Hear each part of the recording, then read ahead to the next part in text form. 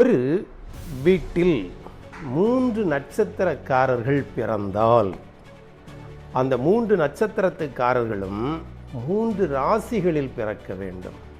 இப்படி பிறந்தால் இந்த குடும்பம் செழிப்பாக இருக்கும், வீழ்ச்சி அடையாது. உதாரணமாக சொல்ல வேண்டுமானால், ரிஷப ராசியில் மிருகசிரீஷம் நட்சத்திரத்திலும் கன்னி ராசியில் சித்திரை நட்சத்திரத்திலும் மிதுன ராசியில் இப்படி ஒரு குடும்பத்தில் தாய், தகப்பன், பிள்ளைகள் இப்படி இந்த 3 ராசியிலும் ஒரு குடும்பத்தில் பிள்ளைகள் பிறந்தால், ஆனால் இதை வேத என்று கல்யாணம் நேரத்தில் சேர்த்து வைக்க மாட்டார்கள். இது ரட்சி தட்டும் என்று சேர்த்து வைக்க மாட்டார்கள்.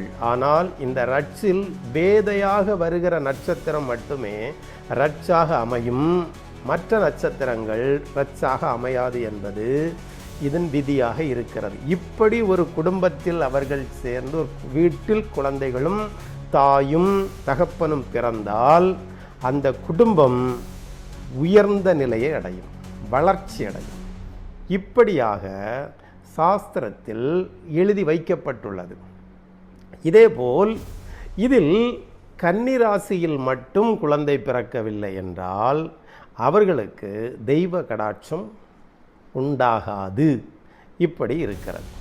இதில் இந்த 3 நட்சத்திரமும் முழுமையாக வரும்.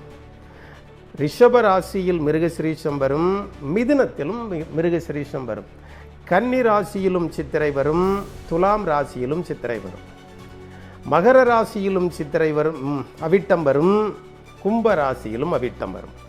ஆக நட்சத்திரங்கள் ஒன்றாக இருந்தாலும் ராசிகள் மாறிவிடக்கூடாது. 3 நட்சத்திரத்தில் இருக்கலாம். அது ரிஷப ராசியில் மிருகசிரீஷமும், கன்னி ராசியில் சித்திரையும், மகர ராசியில் அவிட்டமுமாக பிறந்தால் அந்த குடும்பம் நாளுக்கு நாள் வளர்ந்து நல்ல உயரமான நிலையை அடைவார்கள்.